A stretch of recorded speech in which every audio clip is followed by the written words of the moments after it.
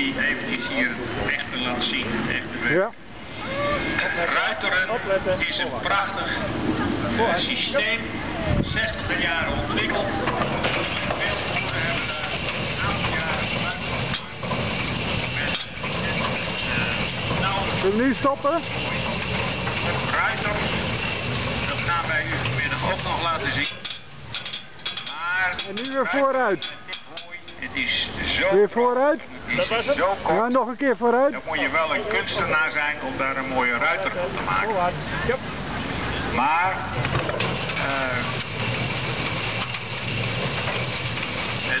we hopen nog wel even te zien hoe dat komt. Kun je weer stoppen? Dus dan heb je 3 conserveringsmethoden voor hooi. Hooi wat ongeveer in deze staat is, zoals we dat hier zien. En dat was Ja, hartstikke mooi de zo. keutjes. Okay. Maar je kon ook oppers maken. En de derde methode was het vervaardigen.